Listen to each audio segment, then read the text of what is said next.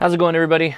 This is kind of a thing that I would normally do on a live stream, but the KX2, the Elecraft KX2, it's a really nice sized radio. For single sideband, the receiver capability, just its general capabilities, it's kind of like one of the smallest radios you can buy that's as feature packed as it is, which makes it really nice to just kind of keep in a bag that you take with you.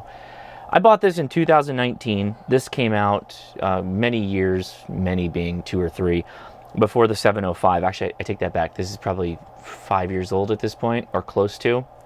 So it was already 2 or 3 years old when I bought this in 2019. I think that's right. Anyway, I bought this before the 705 came out, and it was my primary summits on the air / grab and go radio. And for that purpose, it's really nice. I did go get the heat sink. I have a video on that. This is really nice if you do digital modes. It will do digital modes, but it's one of those ones where you have to have the 2 ports for accessory and then, you know, the mic phones for PTT and audio and whatnot. The problem with this, and that's actually the video today, is we're going to do a mod to this. This is a factory mod that was sent to me from Elecraft that we're going to take a look at. But what it allows you to do with this radio, and it's honestly my only issue with this radio. Otherwise, this radio is close to perfect for portable operation. The problem, and I'll just show you, this is an internally powered radio. You use these little set screws on the side, and you've got a lid where the speaker is, and you have an internal battery. This battery is replaceable. Okay, so far so good. Hey, internal power, everybody wants that. That's great. The problem, though, is that until today, there was no factory solution for charging the battery that's inside externally. This power port would just run the radio and bypass using the internal battery. So what happened for a lot of people is that they would simply not use the internal battery. They would just pop this guy out with this little handy pull tab here, and they just leave it out. It's a little bit of weight. It's actually a nice battery pack. It runs this for a while.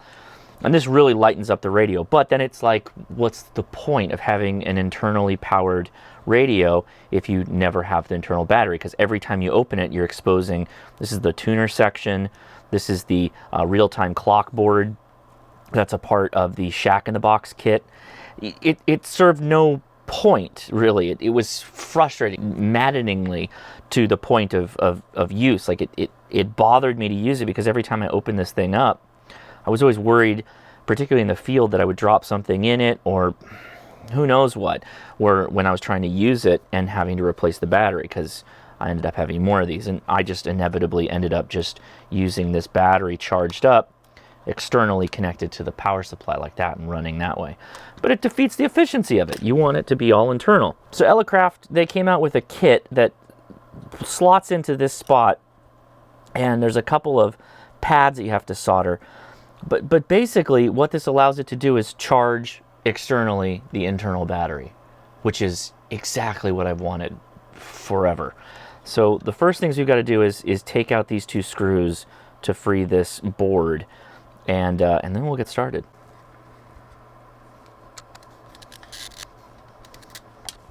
Don't exactly know how well connected that board is, so let's get to the kit. So there's a couple of tap points here. There's a B, something marked B, and something marked E, and we're going to actually solder in posts. And this KXIBC PCB is the replacement part that's going to slot into it. And it has an LED which actually replaces this hole right here. This is the KXIO module that we're going to be removing. Remove the 2 screws, then unplug the module, no longer be used. Note that the charger module includes the same real-time clock function. Okay. So what does that mean, unplug? I don't know what that means. Oh, I do know what that means. Okay. I think I can just take this side panel here and kind of give it a pull it aside and then pull straight up with some pliers. Yep, I was right.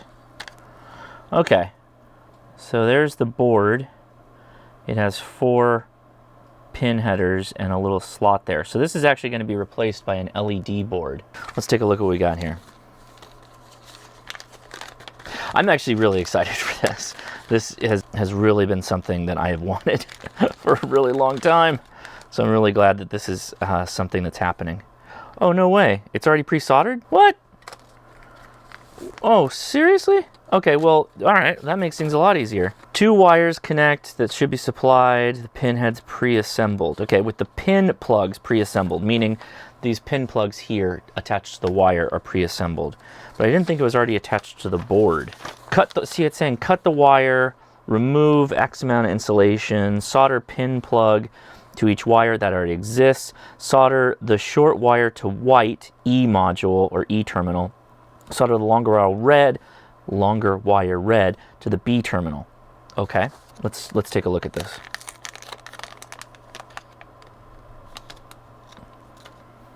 Yeah, nice little LED. You can see we now have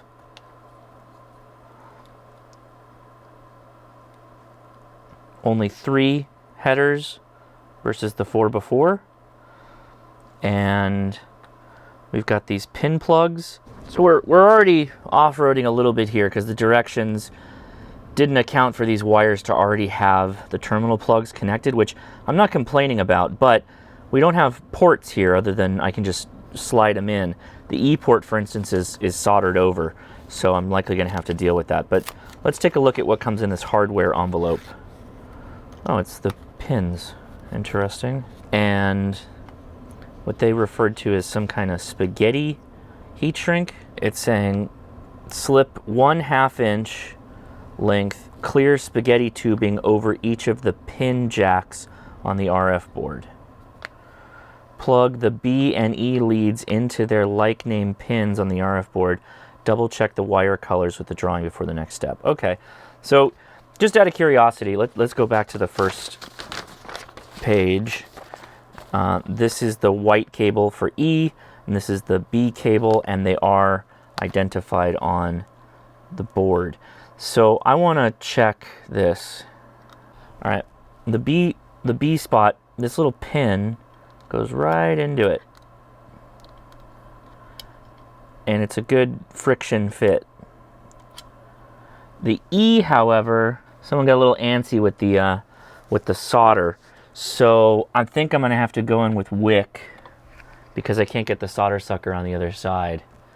This is kind of a tight spot, so let's just bear with me here. Make sure we're nice and clean.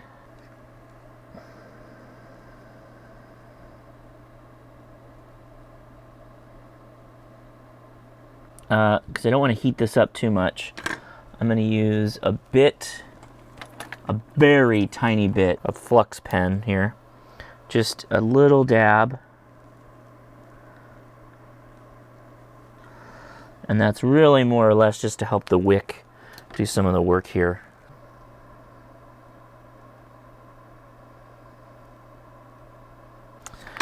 Okay, not great.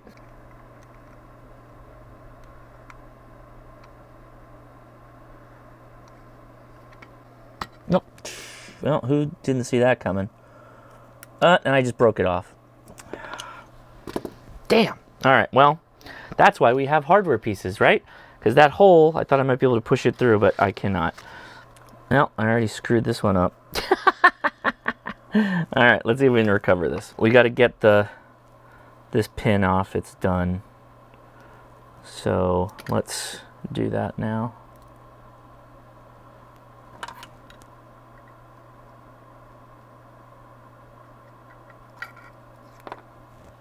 And out it came. So we're going to do this a bit differently. I'm going to try and get this guy in there, which we should be able to do.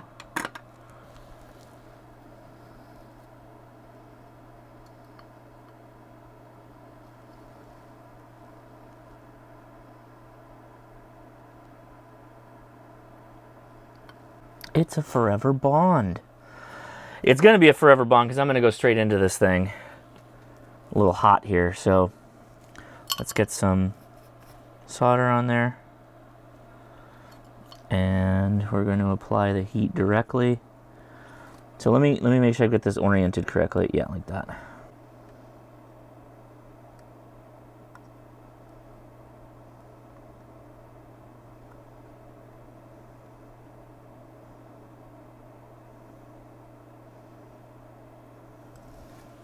I'm gonna go forward with this to test it, but we'll probably have to come back once I get some guidance from Elecraft on how I should approach this, because it's obvious that that is not a through hole at all. I'm gonna drop the B plug in. Okay. In this case, I'm just going to apply heat kind of to the mid of the base of the plug, and then we're going to feed some solder in at the base. So we're going to heat up the mount kind of right by the base. Give it a second to get hot.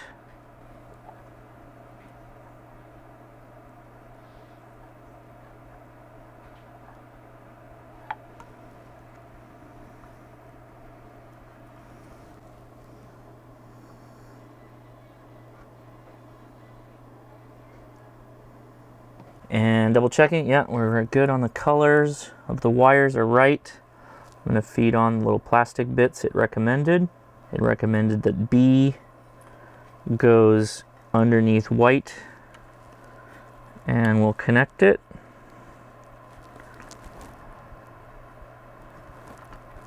Okay, and we'll push down our little tube. So now we're going to slide in the LED. And simultaneously push on the side. Ooh, it's a little tight. And there we go. We got a good positive connection. There's the light right there. And we were instructed to fold down the wires a little bit so they're out of the way, like that. And we're going to reuse the screws.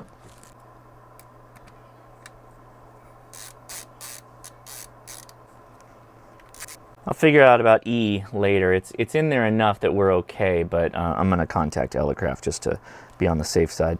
All right, we're going to reattach the battery. Nope, why didn't... There we go.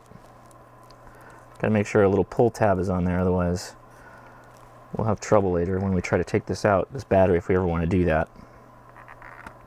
Okay, it's in.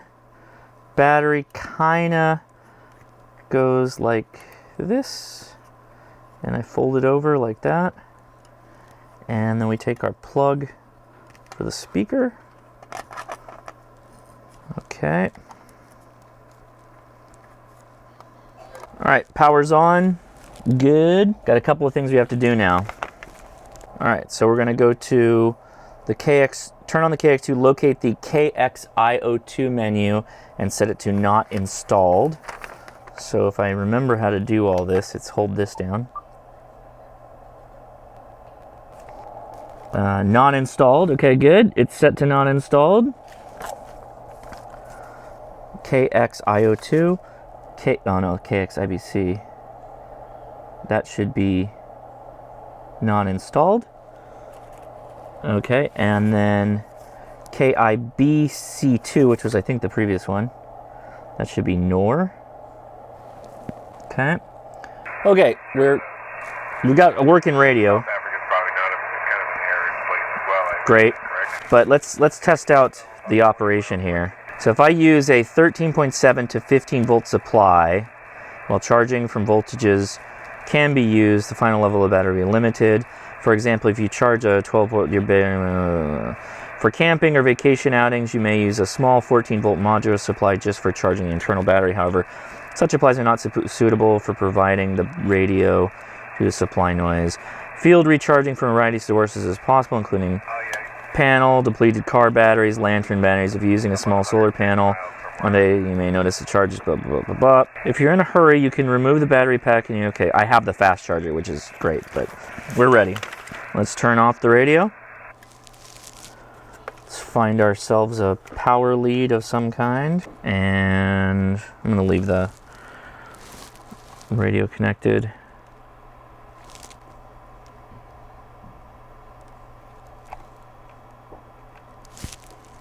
Okay.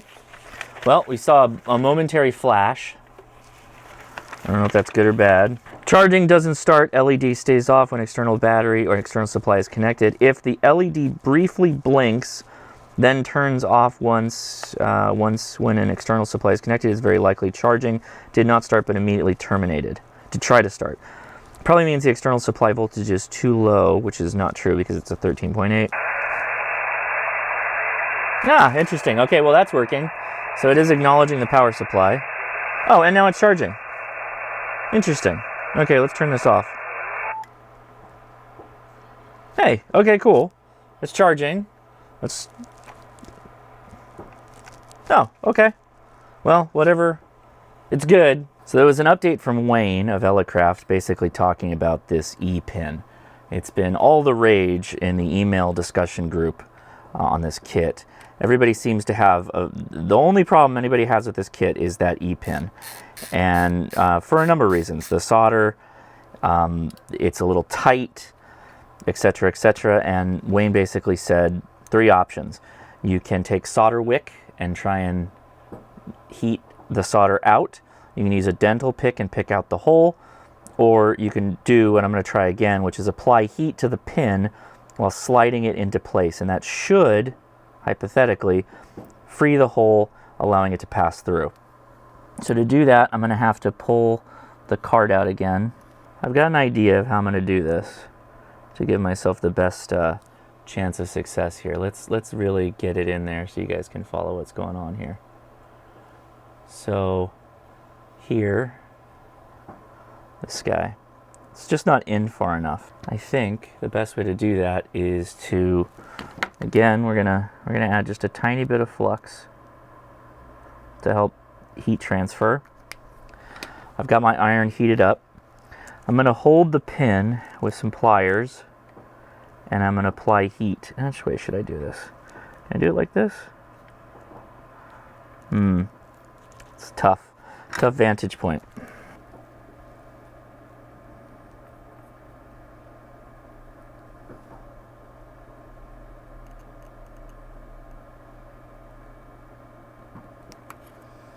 I'm applying a lot of heat and downward force to make this go.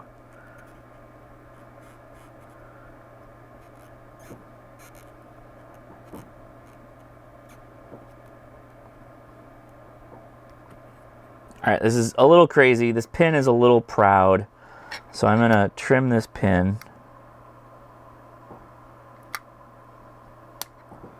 Okay. I'm getting a little crazy here.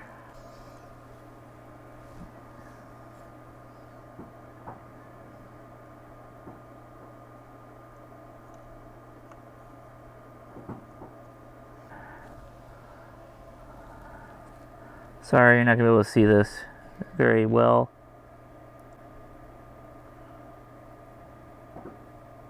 I think that's it. That's as good as it's going to get.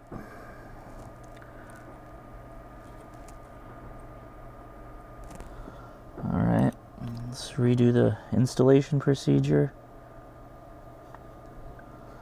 Flip this guy over. I'm double checking. You can see just the little glint of pins right there. I'm making sure that there's 3 on each pin there.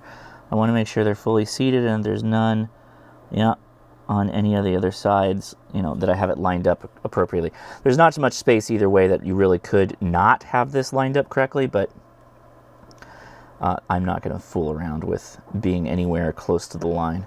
So there we go. That's that. I think that's it. That's as far as we're going to push it. And I think that's probably... it's deep enough now. I was able to clear a little bit more space. Okay, let's go back to the charger here. Yeah! All right, well, we didn't lose charging, so that's really all I cared about. It seems like the kit works exactly as expected, which is great for me. Quite happy about that. I'm actually very... This is literally the thing that I wanted this radio to have when I bought it in 2019, so...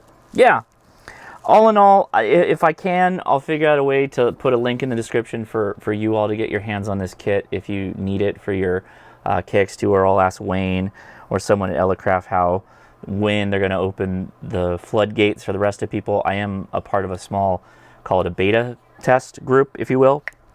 on rolling this out. I don't know what the price will be in final retail. I have no idea what they're planning to do with it, but so far this is a winner. I would recommend this highly. Happy days.